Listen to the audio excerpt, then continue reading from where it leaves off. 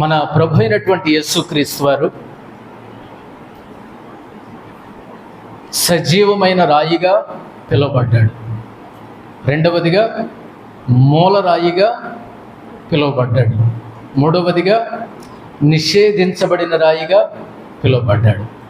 నాలుగవదిగా అడ్డు రాయిగా పిలువబడ్డాడు. ఐదవదిగా అడ్డు బండగా పిలువబడ్డాడు.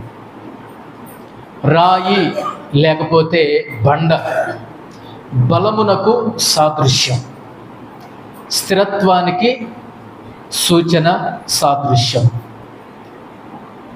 దృఢత్వానికి సాదృశ్యం సూచన. అందుకే మన ప్రభు అయినటువంటి యేసుక్రీస్తు వారు ఈ విధంగా పిలువబడ్డాడు బైబిల్ గ్రంథంలో. ఈ 5 మాటలు కూడా మన ప్రభు అయినటువంటి యేసుక్రీస్తు వారిని ఉద్దేశించి చెప్పబడినటువంటి పేర్లు, పిలువబడినటువంటి పేర్లు. ఎందుకు ఆ రీతిగా పిలువబడ్డాడు అని కనుక మన వివరాల్లోనికి వెళితే మనకు వివరంగా తెలుస్తాయి. బైబిల్ గ్రంథంలోనికి వెళితే పేతురు రాసిన మొదటి పత్రిక 2వ అధ్యాయం 4వ వచనం, మనుషుల చేత విసర్జింపబడినను దేవుని దృష్టికి ఏర్పరచబడినదియు అమూల్యమును సజీవమునైన రాయియగు ప్రభువు వద్దకు వచ్చిన వారై. మన ప్రభు అయినటువంటి యేసుక్రీస్తు వారు పిలువబడినటువంటి మొట్టమొదటి మాట ఏమిటంటే సజీవమైన రాయి. సజీవమైన రాయి అంటే చావు లేనిది. సజీవమైన రాయి అంటే జీవము కలిగినది. సజీవమైనటువంటి రాయి అంటే జీవించేది, జీవింపజేసేది. పేతురు గారు ప్రభు అయినటువంటి యేసుక్రీస్తు వారిని ఏ విధంగా పిలుస్తున్నారు? సజీవమైన రాయి. ఇంకొక వచనం చూపిస్తాను. ప్రకటన గ్రంథం 1వ అధ్యాయం 18వ వచనం, నేను మొదటి వాడను కడపటి వాడను జీవించువాడను మృతుడనైతిని గాని ఇదిగో యుగ యుగములు సజీవుడనై ఉన్నాను. నేను ఎలా ఉన్నాను? యుగ యుగములు సజీవుడనై ఉన్నాను. మృతుడనైతిని కానీ నేనేమయ్యాను? మృతుడనయ్యాను గాని, మృతుడనైతిని గాని ఇదిగో యుగ యుగములు సజీవుడనై ఉన్నాను. యుగ యుగములు నేనేమై ఉన్నాను? సజీవుడును నేను. అంటే ఆయనలో మరణము లేదు, ఆయనలో జీవముంది. ఆయన అంటున్నాడు, నేను యుగ యుగములు సజీవుడనై ఉన్నాను. ఆ విషయాన్ని గురించే పేతురు గారు అంటాడు, ఆయన సజీవమైన రాయి అండి సార్, ఆయన సజీవమైన రాయి. దేవదూత చెప్పారు, మృతులలో ఆయనను ఎందుకు మీరు వెతుకుతున్నారు? ఆయన ఇక్కడ లేడు, ఆయన లేచి ఉన్నాడు, ఆయన సజీవుడు. సజీవుడైన వారిని మీరు మృతులలో ఎందుకు మీరు వెతుకుతున్నారు? నా దేవుడు సజీవుడు. ఇదిగో నేను మృతుడనైతిని గాని యుగ యుగములు నేనేమై ఉన్నానంటే సజీవుడను నేను. ఖాళీ సమాధిని చూడండి, ఖాళీగానే కనిపిస్తుంది. శిలువ మీద లేడు ఆయన, సమాధిలో లేడు ఆయన, ఆయన లేచాడు. యుగ యుగములు సజీవుడైన ఆయన ఏమి రాయి? సజీవమైన రాయి. యోహాను 1వ అధ్యాయం 4వ వచనంలో ఒక మాట రాయబడి ఉంటుంది, ఆయనలో జీవముండెను. ఏముంది ఆయనలో? జీవముండెను. యోహాను గారు ఏమన్నారు ప్రకటన గ్రంథములో? ఆయన యుగ యుగములు సజీవుడు, జీవించుచున్నవాడు. పేతురు గారు ఏమన్నాడు? సజీవమైన రాయి అన్నాడు. యోహాను సువార్త రాసినటువంటి భక్తుడు ఏమంటున్నాడు? ఆయనలో ఏముండెనో? జీవముండెను. ఆయనలో ఏముంది? జీవముంది అని అంటున్నాడు. అపోస్తుల కార్యం 3వ అధ్యాయం 15వ వచనంలో స్టెఫన్ గారి వర్తమానం ప్రసంగంలో ఒక మాట అంటాడు, మీరు జీవాధిపతిని చంపారు కానీ దేవుడు ఆయనను ఏం చేశాడు? జీవింపజేశాడు, బ్రతికించాడు. అందుకే మొట్టమొదటి మాట సజీవమైన రాయిగా మన ప్రభువైనటువంటి యేసుక్రీస్తు వారు పిలువబడ్డారు. ఆయనకు మరణము లేదు, ఆయనకు చావు లేదు. నా గొర్రెల కొరకు నా ప్రాణం పెట్టడానికి నాకు అధికారం ఉంది, దాన్ని తీసుకోవడానికి కూడా నాకు అధికారం ఉంది. దేవునికి చావు లేదు, చావు ఉండదు. ఆయన సజీవుడు, సజీవమైనటువంటి రాయి. ఆయనలో ఉన్నటువంటి జీవము చేత మనం ఏం చేయబడుతున్నామంటే జీవిస్తున్నాం. యోహాను 5:24 నా మాట విని నన్ను పంపిన వాని యందు విశ్వాసం ఉంచువాడు నిత్య జీవము కలిగినటువంటి వాడు.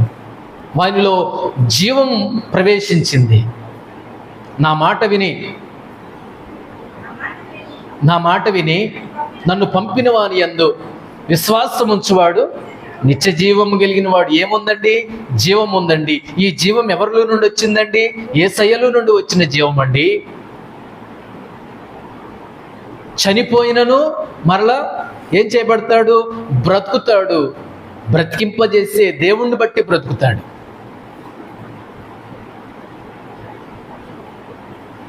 నరుడు జీవాత్మాయను అనే మాటలు మనం చూస్తాం కదా. దీని అంతటిని బట్టి ఏంటంటే మన ప్రభు అయినటువంటి యేసుక్రీస్తు వారు ఏమి రాయి? సజీవమైన రాయి. సజీవమైన రాయి. అదే పేతురు గారు జ్ఞాపకం చేస్తున్నాడు. మన ప్రభు అయినటువంటి యేసుక్రీస్తు వారు సజీవమైన రాయి కాబట్టి 5వ వచనంలో యేసుక్రీస్తు ద్వారా దేవునికి అనుకూలములకు ఆత్మ సంబంధమైన బలులను అర్పించుటకు పరిశుద్ధ యాజకులుగా ఉండినట్లు మీరును సజీవమైన రాళ్ల వల్లే ఉండి. ఈ జీవం ఎక్కడి నుండి వచ్చింది? మనకి దేవుడి నుండి వచ్చింది. దేవుణ్ణి బట్టి వచ్చింది. దేవుడు ఇస్తే వచ్చింది. ఆయన పరమాత్మ, మనమేమో జీవాత్మలం. ఆ పరమాత్ముడు మనలో ఏమి పంపించాడు? మన నాసికారంధ్రములలో జీవవాయువును పంపించగా మనం ఏమైనాము? జీవాత్మలము అయినాం. ఆయనలో ఉన్న జీవం మనల్ని బ్రతికింపజేస్తుంది. ఆయనలో ఉన్నటువంటి జీవం మనల్ని కదిలింపజేస్తుంది అనే విషయాన్ని మనం జ్ఞాపకం చేసుకోవాలి. మొట్టమొదటిగా ఆయన సజీవమైన రాయి. ఆయన సజీవుడు, చావు లేనివాడు. రాయి అంటే, బండంటే ఇందాక నేనేమన్నానంటే బలమునకు సూచన, స్థిరత్వానికి సూచన, తర్వాత దృఢత్వానికి సూచన. ఆయన సజీవమైన రాయి. అది మొదటిది. రెండో మాట నేను జ్ఞాపకం చేస్తాను. 118వ కీర్తన 22వ వచనం. 118వ కీర్తన 22వ వచనం చదవండి. ఇల్లు కట్టువారు నిషేధించిన రాయి మూలకు తలరాయి ఆయను. రెండవ మాట, నిషేధించబడిన రాయిగా పిలువబడ్డాడు. మొట్టమొదటిగా సజీవమైన రాయిగా పిలువబడ్డాడు. రెండవదిగా ఎలా పిలువబడుతున్నాడు? ఆయన నిషేధించబడిన రాయి. ఈ రాయి ఏమైందో తెలుసా? చరిత్రలో ఏమైందో తెలుసా? నిషేధించబడిన రాయి అయ్యాడు ఆయన. ఈ సంగతి కీర్తనాకారుడు గుర్తెరిగాడు. యేసు ప్రభు వారు పుట్టక పూర్వమే కీర్తనాకారుడు ఏం చెప్పాడంటే యేసుక్రీస్తు వారిని గురించి చెప్పాడు 22వ వచనములో. నిషేధించబడిన రాయి. దేనికోసం నిషేధించారు? ఇల్లు కట్టేవారు దేని నిషేధించారంట? రాయిని నిషేధించారంట. ఆ నిషేధించబడిన రాయి ఎవరంటే ప్రభు అయినటువంటి యేసుక్రీస్తు వారు. ఇల్లు కట్టేవారు ఎవరు? మతాధికారులు, పెద్దలు, తర్వాత నాయకులు, బోధకులు, యూదులు, వీళ్ళందరూ కలిసి ఈ రాయి పనికిరాదు, పడేయండి అన్నారంట. ఏ రాయిని? యేసు ప్రభు రెండవదిగా ఏ విధంగా పిలువబడ్డారు? నిషేధించబడిన రాయి. ఈ రాయితో మనకు సంబంధం లేదు, ఈ రాయితో మనకు బంధము లేదు, ఈ రాయి ఏమి రాయిరా, ఈ రాయి పనికిరాదురా అని ఏం చేశారు? స్వకీయులు, స్వంత జనులు, యోధా నాయకులు, పెద్దలు, బోధకులు అందరూ కలిసి యేసు ప్రభు వారిని, బోధకులందరూ కలిసి యేసు ప్రభు వారిని బాధ పెట్టి నిషేధించారంట. మూకుమ్మడిగా అందరూ కలిసి నిషేధించారే. దీంతో అవసరం ఏముందిరా? ఈ రాయి వల్ల మనకు ఉపయోగం ఏముందిరా? ఈయన వడ్లవాని కుమారుడు కాదా? మరియ కుమారుడు కాదా? మన కళ్ళ ముందు పుట్టలేదా? మన కళ్ళ ముందు పెరగలేదా? ఈయన దేవుడు ఎట్ట అవుతాడు? ఈయన కూడా మనలాంటి ఒక సామాన్యమైనటువంటి మనిషే. ఈ రాయి పనికిరాదు మనకి. ఈ రాయి విలువలేని రాయి, నిషేధించారు. అందరూ కలిసి ప్రభు అయినటువంటి యేసుక్రీస్తు వారిని కలిసి ఏం చేశారు? వాళ్ళంతా కలిసి మూకుమ్మడిగా, సమూహముగా, సమాజముగా కూడి కలిసి ఆయనను ఏం చేశారు? నిషేధించారు, తృణీకరించారు, ఊరి బయటకు లాక్కెలు సిలువేశారు. అవసరం లేదా? అంత కానివాడైపోయాడా? చాలాసార్లు మానవ జీవితంలో మనకే బోళ్ళు అంతమంది ఉంటే ఈయన ఎక్కడి నుండి వచ్చాడు కొత్తగా? ఈయన మనకు సంబంధించిన వాడు కాదు కదా, ఈయన మన దేశం వాడు కాదు కదా, ఎక్కడ వాడో కదా, పరాయి వాడు కదా, పరాయి దేశం కదా అని ఈరోజు కూడా నిషేధించేవాళ్ళు లేకపోలేదు మన సమాజంలో. ఆనాడు ఉన్నారు, ఈనాడు ఉన్నారు. అందుకే రెండవదిగా ఏ విధంగా పిలువబడ్డాడు యేసు ప్రభు వారు? నిషేధించబడిన రాయి. ప్రభు అయినటువంటి యేసుక్రీస్తు వారు తనకు ఈ మాటను, ఈ వచనాన్ని అన్వయించుకున్నాడండి. నిషేధించారండి, నిషేధిస్తున్నారండి. ఆయన మా దేవుడు కాదు, ఆయన మాకు సంబంధించిన వాడు కాదు, మనకు సంబంధించిన వాడు కాదు, మనవాడు కాదు, మన దేశం కాదు, మన ప్రాంతం కాదు అని నిషేధించిన వాళ్ళు అప్పుడు ఉన్నారు, ఇప్పుడు ఉంటారు, ఎప్పటికీ ఉంటారేమో వాళ్ళు నిషేధించేవాళ్ళు. తన స్వజనులే ఆయనను ఏం చేశారు? నిషేధించారండి, తృణీకరించారండి. సిలువెయ్యండి, సిలువెయ్యండి, బరబ్బను విడుదల చేయండి, ఈ యేసుని సిలువెయ్యండి అని నిషేధించారండి. మత నాయకులు నిషేధించారు, ప్రజలు నిషేధించారు, పెద్దలు నిషేధించారు, బోధకులు నిషేధించారు, ప్రతి ఒక్కళ్ళు నిషేధించారు. నిషేధించబడిన రాయి, నిషేధించబడిన రాయి. అపోస్తుల కార్యం 4:11 చూడండి. ఇల్లు కట్టువారైన మీరు తృణీకరించిన రాయి ఆయనే.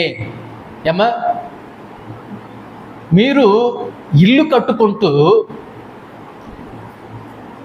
ఎవరిని నిషేధించారు? మీరు యేసు ప్రభువుని నిషేధించారు. మీరు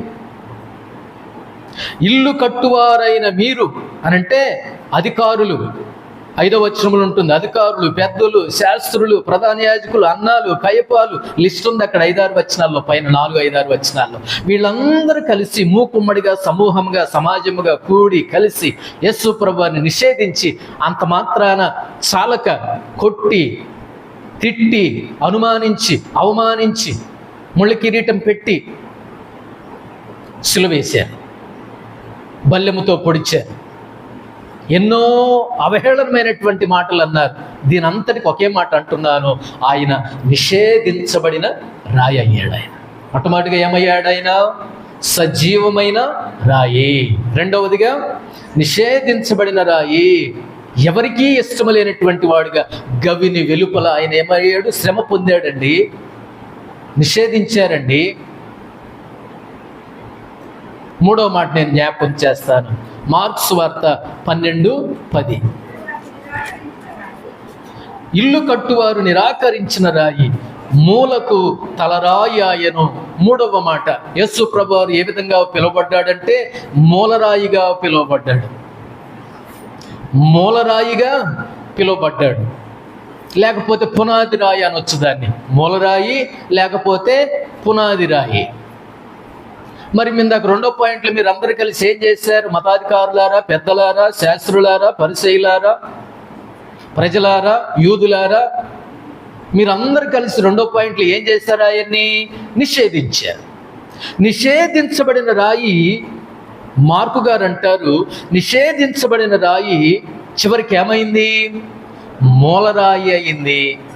పునాది రాయి. పునాది రాయి లేకుండా ఉంటుందా ఏదైనా? మూలరాయి లేకుండా ఉంటుందా ఏదైనా? పునాది లేకుండా ఏ కట్టడమైనా మనం కట్టొచ్చా? పునాది లేకపోతే నిలబడుద్దా? పునాది లేకపోతే కట్టగలమా? పునాది లేకపోతే స్థిరంగా ఉండగలదా? పునాది లేకపోతే బలంగా ఉండగలదా? పునాది లేకపోతే దృఢంగా ఉండగలదా? పునాది లేకుండా కట్టే అంత గొప్పోడు అయినవా? చాలాసార్లు అండి మానవ జీవితంలో పునాది లేకుండా నిర్మాణాలు ఏదో నిర్మించేద్దాం అనుకుంటారు. పునాది ఎంత గట్టిగా ఉంటే, మూలరాయి ఎంత గట్టిగా ఉంటే పైన నువ్వు కట్టే కట్టడం అంత దృఢంగా, గట్టిగా, స్థిరంగా ఉంటుంది. కొన్ని క్రైస్తవ జీవితాలు ఎందుకు కూలిపోతున్నాయో తెలుసా అండి? కొన్ని క్రైస్తవ జీవితాలు ఎందుకు కృంగిపోతున్నాయో తెలుసా అండి? ఏమి రాయి లేదు, మూలరాయి లేదు, పునాది రాయి లేదు. అందుకే వాళ్ళు కృంగిపోతున్నారు, కూలిపోతున్నారు, కరిగిపోతున్నారు, కదిలిపోతున్నారు. వాళ్ళు ఏమి లేనందున, పునాది లేనందున, పునాది రాయి లేనందున. దేవుడు లేకపోతే నువ్వు ఇల్లు కట్టగలవా? దేవుడు లేకపోతే నేను ఉండగలనా? మీరు ఉండగలరా? ఒక శక్తి, ఆ శక్తి దేవుడు. ఆది యందు వాక్యం ఉండిన, వాక్యమై ఉన్నటువంటి దేవుడు, శక్తి అయి ఉన్నటువంటి దేవుడు మనల్ని ఏం చేస్తున్నాడంటే నిలబెడుతున్నాడు, పడగొట్టకుండా నిలబెడుతున్నాడు. నువ్వు పడిపోకుండా నిలబెట్టాలని ఆయన చూస్తుంటే మనిషి ఏమనుకున్నాడంటే మేలు చేసేవాడినే పడిపోకుండా పట్టుకునేవాడిని పడగొడదామని చూస్తున్నాడు మనిషి. 2 పాయింట్లు అదే కదా వాడు చేశారు, నిషేధించారు కదా. నిషేధించబడిన రాయి ఇప్పుడు ఏమైందంట? మూలకు తలరాయి అయింది. ప్రజల చేత, ప్రధాన యాజకుల చేత నిషేధించబడిన, తిరస్కరించబడిన యేసును తండ్రి అయిన దేవుడు నూతన గృహమైనటువంటి సంఘములో ఏ విధంగా ఉంచాడు? మూలరాయిగా, పునాది రాయిగా ఉంచాడు. సంఘములన్నిటికీ, నూతన గృహమైనటువంటి సంఘాలన్నిటికీ మూలరాయి ఎవరు? మన ప్రభు అయిన యేసుక్రీస్తు వారు. పునాది రాయి ఎవరు? మన ప్రభు అయినటువంటి యేసుక్రీస్తు వారు. ఈ సంఘాలన్నీ కూడా మూలరాయి అయినటువంటి, పునాది రాయి అయినటువంటి యేసుక్రీస్తు వారి మీద కట్టబడుతున్నాయి. మన జీవితాలు కూడా అంతేనండి.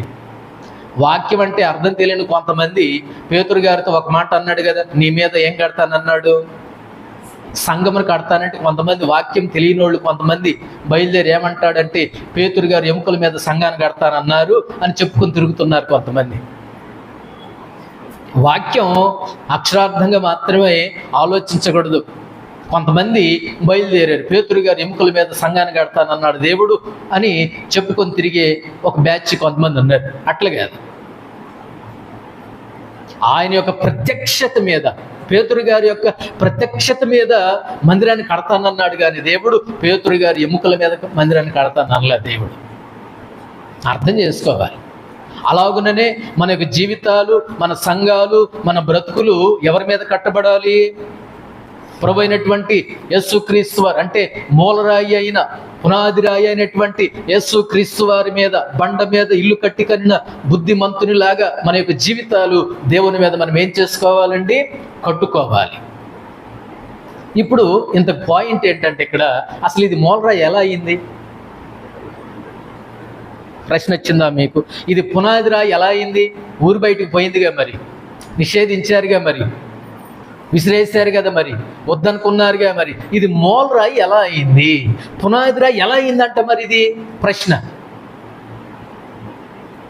అంటే నేను ఒక వచనం చూపిస్తాను, చూడండి. మత్తయి సువార్త 21:42. మత్తయి సువార్త 21:42. ఎలా అయింది ఇది మూలరాయి? ఎలా అయింది? చదవండి అమ్మా. మరియు యేసు వారిని చూచి, ఇల్లు కట్టువారు నిషేధించిన రాయి మూలకు తలరాయి ఆయెను, ఇది ప్రభువు వలనే అయింది. ఈ మాట గుర్తుపెట్టుకోండి. నిషేధించబడిన రాయి, విసిరివేయబడిన రాయి, వద్దనుకున్నటువంటి రాయి, ఈయన మనోడు కాదు, మనకు సంబంధించిన వాడు కాదు అని విసిరేసిన రాయి, సిలువేసిన రాయి, విసర్జించబడిన రాయి ఏమైందంటే ఇప్పుడు మూలరాయి అయింది. ఎవరి వల్ల అయిందంట?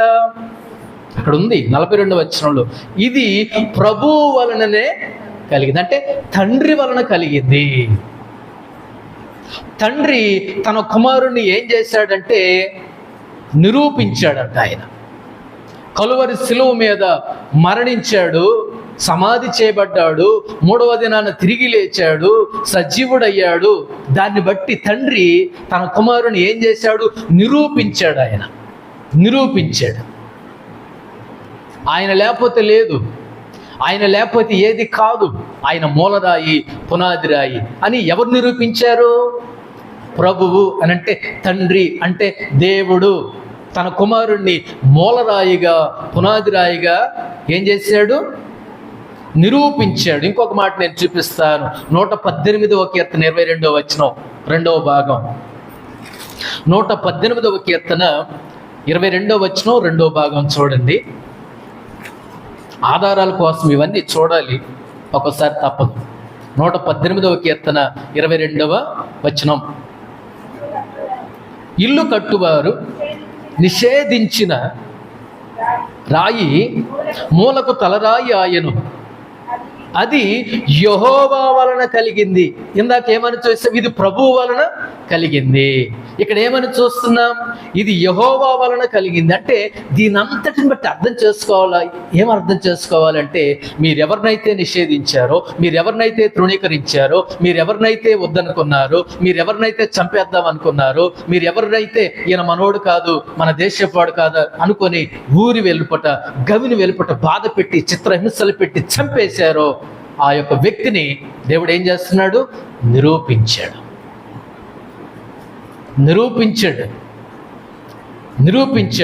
ఎలా?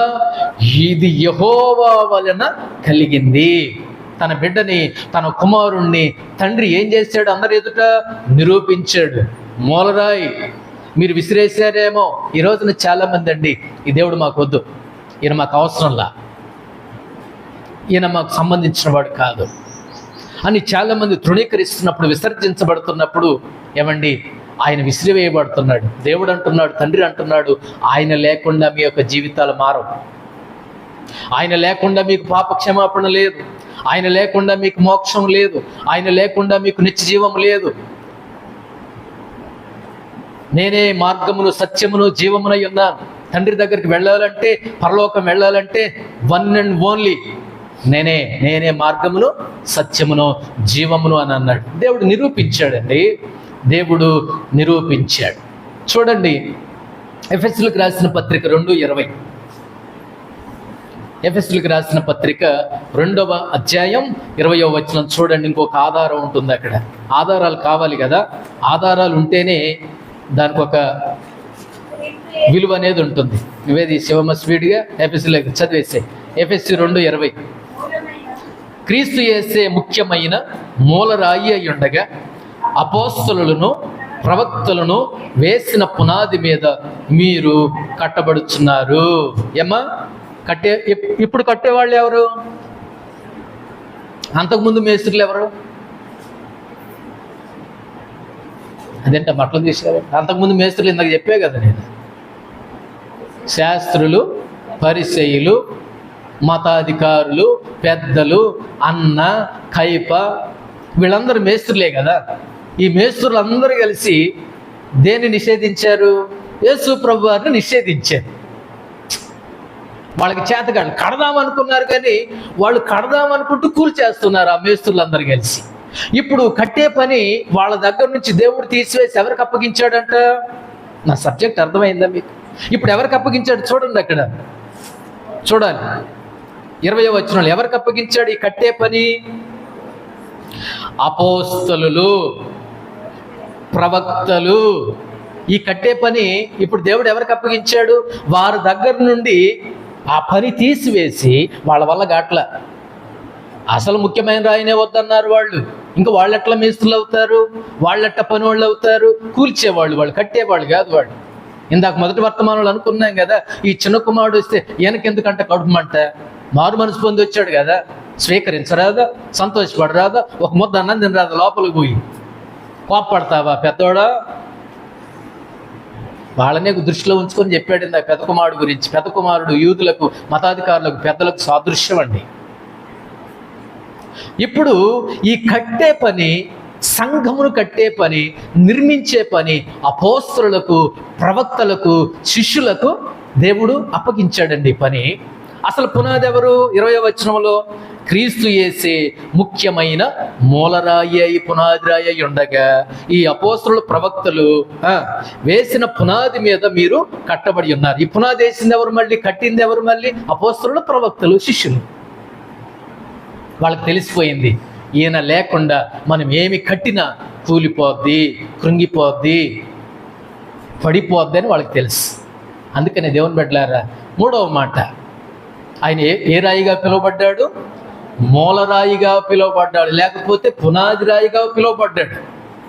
మొట్టమొదటిగా ఏ రాయిగా పిలువబడ్డాడు? సజీవమైన రాయిగా పిలువబడ్డాడు.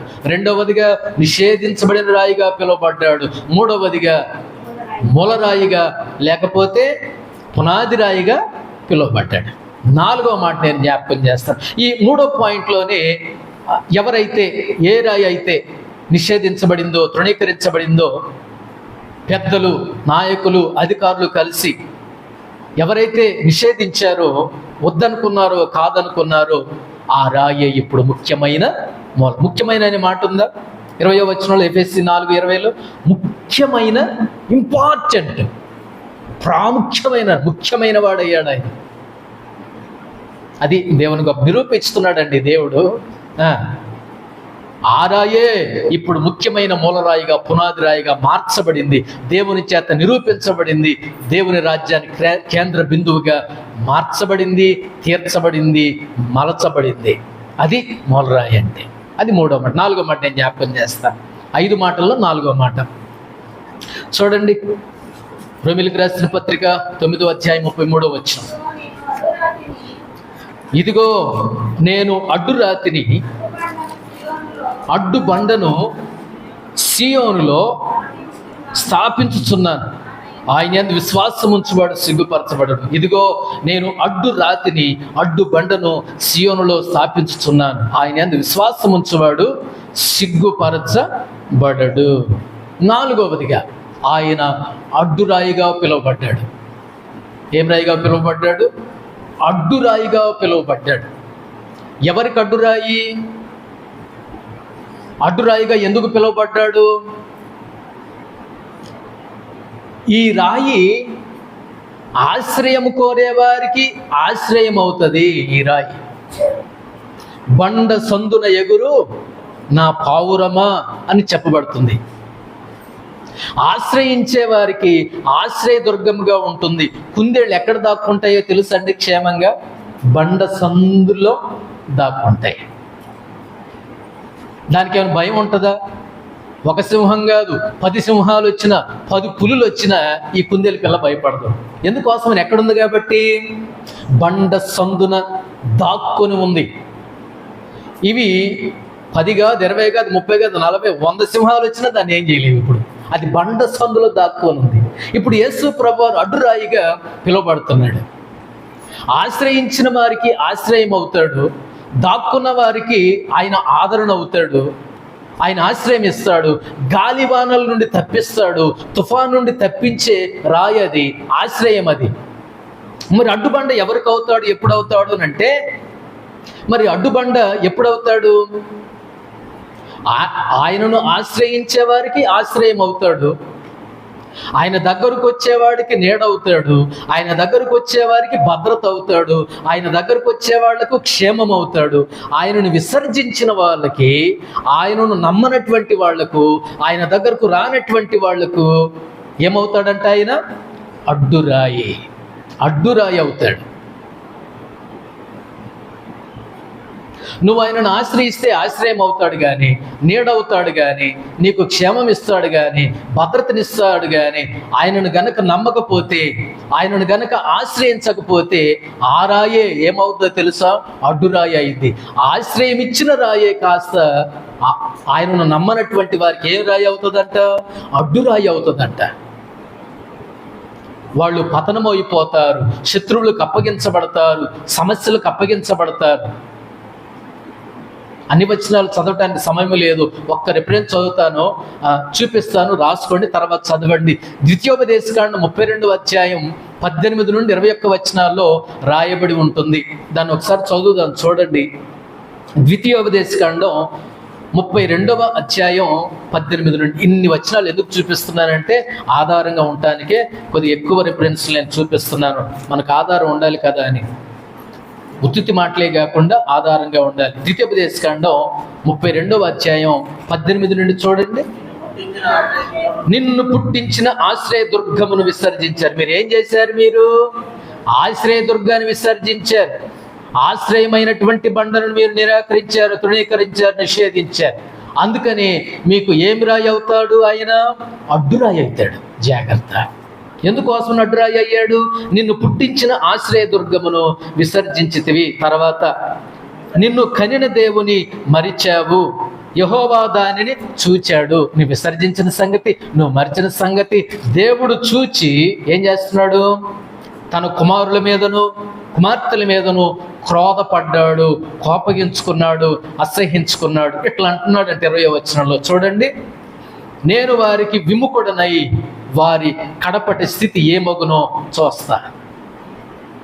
తర్వాత, వారు మూర్ఖ చిత్తము గలవారు, విశ్వాసము లేని పిల్లలు, వారు దైవము కాని దాని వలన నాకు రోషం పుట్టించిరి, తమ వ్యర్థ ప్రవర్తన వలన నాకు ఆగ్రహం పుట్టించిరి. కాబట్టి జనము కాని వారి వలన వారికి రోషం పుట్టిస్తాను, అవివేక జనము వలన వారికి కోపం పుట్టిస్తాను. నిందొక మాట అన్నా నేను, ఆశ్రయించిన వారికి ఆశ్రయదుర్గమే మళ్ళీ క్షేమమవుతాడు, భద్రత అవుతాడు, నీడగా ఉంటాడు, తోడుగా ఉంటాడు, ఆశ్రయ దుర్గముగా ఉంటాడు ఆయన. ఎవరైతే ఆయనను నిరాకరిస్తారో, ఎవరైతే ఆయనను తృణీకరిస్తారో, ఎవరైతే ఆయనను ఆశ్రయించరో, ఎవరైతే ఆయన దగ్గరకు రారో వాళ్ళు ఏమవుతారంట? ఈ మనం చదివినటువంటి వచన భాగాల్లో పతనమైపోతారు, శత్రువులకు అప్పగించబడతారు, సమస్యలకు అప్పగించబడతారు వాళ్ళు చేసిన పనులను బట్టి. దేవుని దగ్గరికి ఎందుకు రారండి చాలామంది? డబ్బు ఉంటే రారు, ఆరోగ్యం ఉంటే రారు. దేవుని దగ్గరికి రావాలంటే జబ్బన్నా రావాలా, డబ్బన్నా పోవాలా. అదంతా జరిగిన తర్వాతే దేవుడు గుర్తు వస్తాడు. దేవుని బాధ అది కదా. నీకు ఆరోగ్యం ఉంటే, అందం ఉంటే, ఆదాయం ఉంటే నేను గుర్తురానా దేవుని బిడ్డ?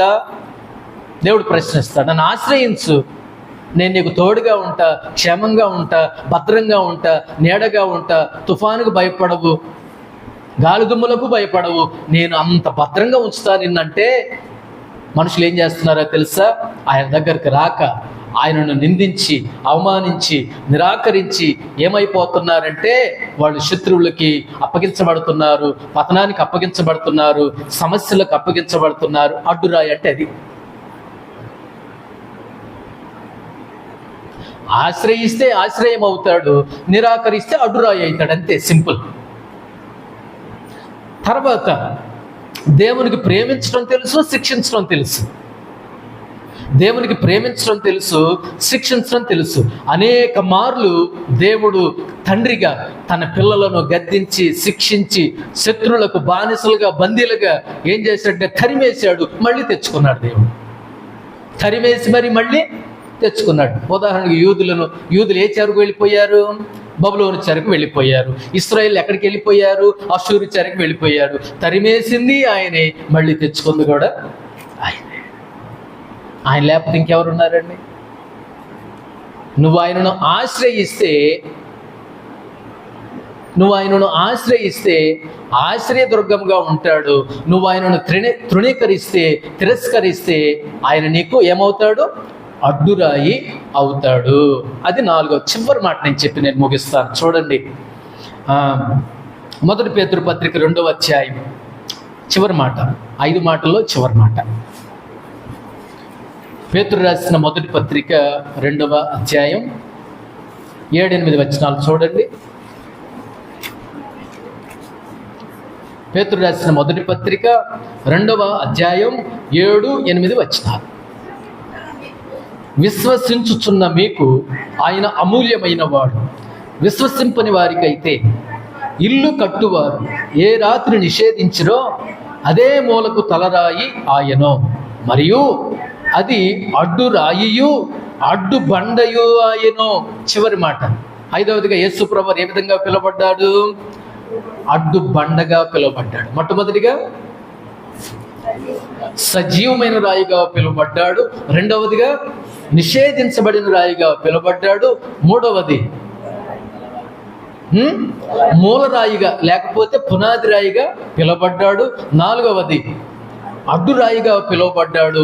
5వది అడ్డు బండగా ఆయన పిలువబడుతున్నాడు. ఇల్లు కట్టువారు ఏ రాత్రి నిషేధించిరో అదే మూలకు తలరాయి ఆయను, మరియు అది అడ్డురాయియు అడ్డు బండయు ఆయను. దీని గురించి యెషయా గారు క్లుప్తంగా వివరంగా చెప్తాడు. చూడండి, అక్కడికి వెళదాం. యెషయా గ్రంథం 8వ అధ్యాయం 14వ వచనం. ఇక్కడ చెప్పబడినటువంటి మాటకు బహు వివరణ ఇస్తారు యెషయా ప్రవక్త గారు. చూడండి, 8వ అధ్యాయం 14వ వచనం చూడండి, వివరంగా చాలా జాగ్రత్తగా వినండి. అద్భుతమైనటువంటి మాటలు అక్కడ ఉంటాయి. అయితే ఆయన ఇశ్రాయేలు యొక్క 2 కుటుంబములకు తగులు రాయిగాను అభ్యంతరము కలిగించు బండగాను ఉండును. తర్వాత యెరూషలేము నివాసులకు బోనుగాను చిక్కు వలగాను ఉండును. ఇక్కడ ఆగుదాం. ఈ 14వ వచనంలో ఆగుదాం. యేసు ప్రభువు వారు ఎట్లా పిలువబడ్డాడమ్మా? 5వది అడ్డు బండగా పిలువబడ్డాడు. ఎన్ని కుటుంబాలకి? 2 కుటుంబాలు. 2 కుటుంబాలు అంటే యోధా, ఇశ్రాయేల్. 2 కుటుంబాలకి ఈయన ఎలా పిలువబడ్డా వింటున్నారు అందరూ? ఆయన ఏ విధంగా పిలువబడ్డాడు? అడ్డు బండగా పిలువబడ్డాడు. అడ్డు బండగా పిలువబడ్డాడు. యెషయా గారు వివరణ ఇస్తూ యోధా, ఇశ్రాయేల్ ఎవరైనా కావచ్చు, ఎక్కడ వారైనా కావచ్చు, నేను కావచ్చు, మీరు కావచ్చు, మనం కావచ్చు. ఆయన ఎలా ఉన్నాడంటే 14వ వచనంలో ఎలా ఉన్నాడమ్మా? తగిలే రాయిగా ఉంటాడు, 2వదిగా అభ్యంతరం కలిగించే బండగా ఉంటాడు, 3వదికి బోనుగా ఉంటాడు, 4వదిగా చిక్కుబలగా ఉంటాడు, లేకపోతే ఉచ్చుగా ఉంటాడు. అన్ని విషయాలు ఉన్నాయి అక్కడ. మీరు జాగ్రత్తగా చదివారో లేదో. ఎలా ఉంటాడంట? అడ్డుబండ అంటే తనను తృణీకరించిన ఆ 2 కుటుంబాలకు, తనను తృణీకరించిన ఎవరైనా కావచ్చు, ఆ 2 కుటుంబాలనే కాదు, ఎవరైనా కావచ్చు, ఎక్కడ వారైనా కావచ్చు, వాళ్ళకు దేవుడు ఎలా ఉంటాడంటే 4 విషయాలు ఉన్నాయి అక్కడ 14వ వచనంలో. మొట్టమొదటిగా ఎలా ఉంటాడంట? తగిలే రాయిగా ఉంటాడు. 2వదిగా ఎలా ఉంటాడంటే అభ్యంతరం కలిగించు బండగా ఉంటాడు. 3వదిగా ఎలా ఉంటాడంట? బోనుగా ఉంటాడంట. 4వదిగా ఎలా ఉంటాడు? చిక్కుబలగా లేకపోతే ఉచ్చుగా ఉంటాడు. ఎవరికి? ఆయన ఎవరైతే నిరాకరిస్తారో, ఎవరైతే తృణీకరిస్తారో, ఎవరైతే వద్దనుకుంటారో, కాదనుకుంటారో వాళ్ళకి దేవుడు తగిలే రాయిగా ఉంటాడు, అభ్యంతరం కలిగించే బండగా ఉంటాడు, బోనుగా ఉంటాడు, చిక్కుబలగా ఉంటాడు, ఉచ్చుగా ఆయన ఉంటాడు. ఇప్పుడు 15వ వచనంలోనికి వద్దాం. ఇప్పుడు 15వ వచనంలో ఏముందో చూడండి. అనేకులు వాటికి తగిలి తొట్టిల్లుచు పడి కాళ్ళు చేతులు విరిగి చిక్కుబడి పట్టబడుదురు. ఇక్కడ మనం చదువుకునేటప్పుడు మ్యాచింగ్స్ అని కొన్ని ఉంటాయి. మ్యాచింగ్ వర్డ్స్ తెలుసా? మ్యాచింగ్స్. మనం ఏం చేయాలి? వాటిని కలపాలి. ఈ పదానికి ఈ పదానికి ఏం చేయాలి? మనము కలపాలి. ఇట్లా లైన్ కొట్టాలి. ఇక్కడ ఒక మాట ఉంటుంది, ఈ 2వ భాగంలో ఇది ఎక్కడుందో పెన్ను గీతే, పెన్సిల్ గీతే ఇక్కడ పెట్టి దీనికి ఎట్లా కలపాలి, ఇక్కడ ఉన్న దానికి ఎట్లా కలపాలి. ఇప్పుడు నేను కలిపేస్తాను మిమ్మల్ని. ఇక్కడ చూడండి 14వ వచనంలో చూడండి ఏముంది. ఆయన తృణీకరించిన వారికి, నిషేధించిన వారికి ఆయన ఎలా ఉంటాడని చెప్పాను ఇందాక. నేను 4 మాటలు చెప్పాను. మొట్టమొదటి ఎలా ఉంటాడు? తగిలే రాయిగా ఉంటాడు. ఇప్పుడు మ్యాచింగ్ చేద్దాం. 14వ వచనంలో ఉన్న మాటలు 15వ వచనానికి మ్యాచింగ్ చేద్దాం. ఇప్పుడు 14వ వచనంలో ఆయన తగిలే రాయిగా ఉంటాడు కదా. తగిలితే ఏమవుద్ది? 15వ వచనంలో తొట్టు పడతారు. దీనికి మ్యాచింగ్ అయిపోయింది కదా. ఆయన తగిలే రాయిగా 14వ వచనంలో ఉన్నప్పుడు 15వ వచనంలో ఏముందంటే తగిలితే తొట్టు పడతాడు, తొట్టిల్లుతాడు.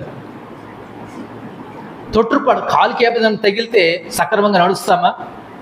అబ్బా అబ్బా అబ్బా అబ్బా అబ్బా అంటాం, కాలు పైకెత్తాం. అది రాయి తగిలింది, బండ తగిలింది, గోరు లేచిపోయింది, బాధ కలిగింది, దుఃఖం కలిగింది. నీకెందుకు నువ్వు దుఃఖం కలిగింది? ఇప్పుడు ఆయన ఎందుకు మరి తృణీకరించావు? ఇందాక నిషేధించావు, ఇప్పుడు నేను దెబ్బ తగిలింది, అబ్బా అబ్బా మరి ఎందుకు? ఓ దేవుడా దేవుడా ఎందుకు? నోరుమోయి. ఆరోగ్యం ఉన్నప్పుడు, ఆనందం ఉన్నప్పుడు, డబ్బు ఉన్నప్పుడు మాటనో నువ్వు. దెబ్బ తగిలినప్పుడు దేవుడు కూడా ఓరు దేవుడా అని అంట. ఇప్పుడు ఎందుకు వచ్చాడు దేవుడు? ఒక మాట మ్యాచింగ్ చేసాం. మనం 4 చేయాలి, మొదటిది చేసాం. 14వ వచనంలో తగిలే రాయిగా ఉంటాడు. ఆ రాయి తగిలితే 15వ వచనంలో మొట్టమొదటిగా ఏమవుతారు? తొట్టు పడతారు. 2వ మాట ఏమన్నాను? 14వ వచనంలో అభ్యంతరము కలిగించు బండగా ఉంటాడు. మళ్ళీ దాన్ని మ్యాచింగ్ చేయాలి. 15వ వచనంలో పడతారు, పడిపోతారు. ఏం తగిలితే? అభ్యంతరము కలిగించే బండకు తగిలి వీళ్ళు ఏమైపోతున్నారు? పడిపోతున్నారు వీళ్ళు. ఎందుకు వీళ్ళు పడిపోతున్నారంటే ఆయనని తృణీకరించారు, విసర్జించారు, వద్దనుకున్నారు, కాదనుకున్నారు. కాబట్టి మీ దారిలో ఆయన ఎలా ఉన్నాడంటే అడ్డుబండగా ఆయన ఉన్నాడు. మన దారిలో ఆయన ఎలా ఉన్నాడు? అడ్డుబండగా ఉన్నాడు. అందుకే మనం పడుతున్నాం, దానికి తగిలి పడుతున్నాం. ఇంకెక్కడికి పోతామండి? ముందుకు పోతామా? దేవుడు లేకుండా పోతామా? దేవుడు లేకుండా పోగలమా? మన వల్ల కాదు. అది రెండో మ్యాచింగ్. మూడో మ్యాచింగ్ నేను చెప్తా. 14వ వచనంలో ఏమన్నారు? మూడో మాట, బోనుగా ఉంటాడంట ఆయన. దాన్ని మ్యాచింగ్ చేయాలి 15వ వచనంలో. దేనికి మ్యాచింగ్ చేయాలా మీరే చెప్పండి.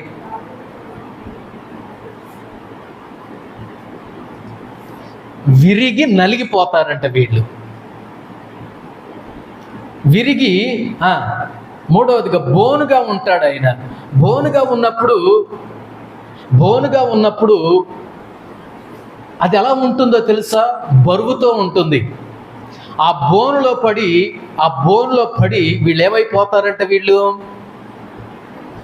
ఏమైతారమ్మా? అక్కడ ఉందిగా, నలిగిపోతారంట, విరిగిపోతారంట. బోన్లో పడి పొక్కలు ఉంటాయి కొన్ని, దాని కింద పడి ఆ బోన్లో పడి విరిగి నలిగిపోతారు.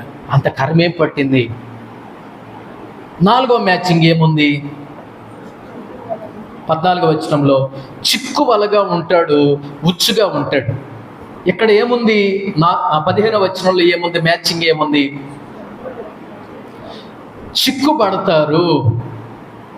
చిక్కుబడి పట్టబడతారు. ఆయన వలగా ఉన్నాడుగా. అరే ఎంత తిప్పలు వచ్చినాయి, ఎన్ని సమస్యలు వచ్చినాయి. ఆయన ఆశ్రయిస్తే ఇంత ఉండేది కాదు కదా. ఆయన దగ్గరికి వెళితే ఇదంతా ఉండేది కాదు కదా. ఆయన లేకుండా ఏం చేయగలం? ఎక్కడికి వెళ్ళగలం? ఆయన లేకుండా కట్టలేము, ఆయన లేకుండా మనం నడవలేము. మన ప్రయాణం సాగట్లా. ఆయన తగిలే రాయిగా ఉన్నాడు. 15వ వచనంలో మనం తొట్రుపడుతున్నాం. ఆయన అభ్యంతరం కలిగించే బండగా ఉన్నాడు, మనం మన దారిలో పడిపోతున్నాం. ఆయన బోనుగా ఉన్నాడు, మనం విరిగి నలిగి పడిపోతున్నాం, నలిగిపోతున్నాం. ఆయన చిక్కువలగా ఉన్నాడు, ఉచ్చుగా ఉన్నాడు, మనం ఏమవుతున్నామంటే చిక్కుబడుతున్నాం, పట్టబడుతున్నాం. మనకి జీవితంలో సంతోషం లేదు, సమాధానం లేదు. ఇదండి అడ్డుబండ అంటే. ఆశ్రయించిన వాళ్ళకి ఆనందం ఇస్తాడు, సంతోషం ఇస్తాడు, ఆశ్రయం ఇస్తాడు, భద్రతనిస్తాడు, క్షేమం ఇస్తాడు, సాతాను నుండి కాపాడుతాడు, తుఫాను నుండి కాపాడుతాడు, సమస్యల నుంచి కాపాడుతాడు. ఆయనను కనుక నువ్వు తృణీకరిస్తే అడ్డుబండ అవుతాడు. 4 రకాలుగా నష్టపోతున్నాం. 15వ వచనంలో తొట్రుపడుతున్నాం, పడిపోతున్నాం, విరిగి కింద పడి నలిగిపోతున్నాం, చిక్కుబడుతున్నాం, పట్టబడుతున్నాం. మన యొక్క జీవితాలు సర్వనాశనం అయిపోతూ ఉన్నాయి. దేవుని బిడ్డలారా, మన యొక్క జీవితంలో ఆయనను ఆశ్రయిస్తే బతుకుతాం. ఆయన తృణీకరిస్తే మనం బతకలేమండి ఈ భూమి మీద. అందుకే యేసు ప్రభువారు ఇన్ని రకాలుగా పిలువబడ్డాడు. మొట్టమొదటిగా సజీవమైన రాయిగా పిలువబడ్డాడు. ఆయన జీవాన్ని పొంది మనం బ్రతకాలి. రెండవదిగా నిషేధించబడిన రాయిగా పిలువబడ్డాడు. మనం నిషేధించకూడదు, ఆయనను స్వీకరించాలి, మనం అంగీకరించాలి. మన దేవుడిగా ఆయనను మన హృదయంలో చేర్చుకోవాలి. మూడవదిగా మూలరాయిగా పిలువబడ్డాడు. మన యొక్క జీవితాలు ఆయన మీద కట్టబడాలి. ఆయన లేకుండా, ఆయన మీద లేకపోతే డబ్బు మీదో, బంగారం మీదో, పలుకుబడి మీదో కట్టుకుంటే అవి నిలబడలేవు, కృంగిపోతాయి. దేవుని మీద మన యొక్క జీవితాలు కట్టుకోవాలి. 4వదిగా అడ్డురాయిగా పిలువబడ్డాడు. మనం ఆయనను ఆశ్రయిస్తే, మనం ఆయన దగ్గరికి వెళ్ళి ఆయన శరణు జొచ్చితే మనకు ఆశ్రయం అవుతాడు, క్షేమం అవుతాడు, భద్రతనిస్తాడు, బాధ్యతగా ఉంటాడు, అనేక సమస్యల నుంచి తప్పించి విడిపిస్తాడు. ఆయన తృణీకరిస్తే అడ్డురాయి అవుతాడు. 5వది చివరిది, అడ్డు బండగా ఉంటాడు. మనం ఆయన తృణీకరిస్తే, ఆయన విడిచిపెడితే మనకి జీవితాల్లో ఆయన ఎలా ఉంటాడంటే అడ్డుబండగా ఉంటాడు. ముందుకు వెళ్ళలేం, తగిలే రాయిగా ఉంటాడు, తొట్రుపడతాం. అభ్యంతరం కలిగించే బండగా ఉంటాడు, పడిపోతాం. బోనుగా ఉంటాడు, విరిగి నలిగిపోతాం, పచ్చడైపోతుంది మన యొక్క జీవితాలు. అదేవిధంగా చిక్కుబలగా ఉంటాడు, ఉచ్చుగా ఉంటాడు, మనం చిక్కుబడిపోతాం, పట్టబడిపోతాం. మన యొక్క జీవితంలో మనం మనలేం. సౌలు గనక దేవుని కృప దూరం అయిపోతే ఏమైపోయాడండి? సౌలుకి దేవుని కృప దూరం అయిపోతే బతకగలిగాడా? దేవుని కృప లేకపోతే మనం బ్రతకలేకపోవచ్చు. ఆస్తి లేకపోయినా బ్రతకొచ్చు, ఆస్తులు లేకపోయినా బ్రతకొచ్చు, డబ్బు లేకపోయినా బ్రతకొచ్చు, వెండి బంగారాలు లేకపోయినా బ్రతకొచ్చు. దేవుని కృప లేకపోతే మనం బ్రతకలేం. చెంటు భూమి లేకపోయినా బతకొచ్చు, ఈ భూమి మీద ఇల్లు లేకపోయినా ఎట్ల కట్టలు బతకొచ్చు, తిండి లేకపోయినా ఎట్ల కట్టలు బతకొచ్చు, డబ్బులు లేకపోయినా ఎట్ల కట్టలు బతకొచ్చు, వెండి బంగారాలు బ్యాంక్ బ్యాలెన్స్ లేకపోయినా ఎట్ల కట్టలు బ్రతకొచ్చు. కానీ దేవుని కృప లేకపోతే మనం అరక్షణం కూడా బ్రతకలేమండి. సౌలుకి దేవుని కృప దూరం అయిపోయింది. నడవలేకపోయాడు, సాగలేకపోయాడు, చతికిలబడిపోయాడండి. ఎందుకురా ఈ జీవితం ఇలా దరిద్రం దౌర్భాగ్యం అయిపోయిందని జీవితంలో ఆయన ఇబ్బందులు పడ్డాడు. దేవుని బిడ్డలారా, ఈ 5 మాటలు గుర్తుపెట్టుకుందాం. ఆయన సజీవమైన రాయి, నిషేధించబడిన రాయి, మూలకు తలరాయి, అడ్డురాయి, అడ్డుబండగా పిలువబడ్డాడు. కానీ ప్రేమ కలిగిన దేవుడు, కృప కలిగిన దేవుడు, ఆశ్రయం ఇచ్చే దేవుడు, ఆదుకునే దేవుడు, కన్నీరు తుడిచే దేవుడు అండి ఆయన. ద్వితీయోపదేశకాండం 32:18-21 ఎందుకు ఆయన శత్రువు అయిపోయాడు, ఎందుకు పగోడైపోయాడు, సౌలుకి ఎందుకు దూరం అయిపోయిందంటే వీళ్ళందరూ ఆయనను తృణీకరించారు, విసర్జించారు. యోధా నాయకులు, మత పెద్దలు, ఆ మేస్త్రులు అందరూ కలిసి పాడు చేశారు, ఆ ఇంటి నిర్మాణాన్ని పాడు చేశారు. అందుకని ఆ మేస్త్రి పదవి నుండి వాళ్ళని తప్పించి ఆ పనిని ఎవరికి అప్పగించాడు దేవుడు? ఎఫెసీ పత్రికలో అపోస్తలులకు, ప్రవక్తలకు, శిష్యులకు, ఈరోజు సేవకులకి దేవుడు అప్పగించాడు. దేవునికి మహిమ. కట్టబడాలి. దీనంతటికి క్రీస్తు యేసే ముఖ్యమైన మూల రాయి. మన జీవితాలు ఎక్కడున్నాయి? కట్టబడుతున్నామా? కట్టబట్టడానికి అప్పగిస్తున్నామా? లేకపోతే తృణీకరిస్తావా? తృణీకరిస్తే యెషయా గ్రంథం క్లియర్గా చెప్పాడు. యెషయా గారు మ్యాచింగ్ చేసాంగా, మ్యాచింగ్స్ 14-15 తర్వాత చదువుకోండి. దేవుడు ఇంకా మిమ్మల్ని లోతుగా నడిపిస్తాడు. కాబట్టి మనకి జీవితంలో సజీవమైన రాయిని ఆశ్రయిద్దాం, ఆశ్రయదుర్గాన్ని ఆశ్రయిద్దాం. ఆయనను విడిచి ఒక్క అడుగు కూడా ముందుకు వెళ్ళి చీటికి మాటికి తగులుతుంది, అడ్డుపడ్డా, బోనుంది, ఉచ్చుంది, వీటన్నిటినీ తప్పుకొని మనం జీవించగలమా? మన వల్లక. ఆయనకు అప్పగించుకొని జీవిద్దాం, ఆయనకు నచ్చినట్టు జీవిద్దాం, ఆయనకి తగినట్లుగా జీవిద్దాం. సజీవమైన రాయికి అంటు కట్టబడి ఆత్మ సంబంధమైనటువంటి మందిరముగా కట్టబడితో ఆయనకు అప్పగించుకుందాం. దేవుడు మనల్ని దీవిస్తాడు, దేవుడు మనల్ని ఆశీర్వదిస్తాడు. అట్టి కృప దేవుడు మనందరికీ దయచేసి దీవించి నడిపించునుగాక. ప్రార్థన చేసుకుందాం.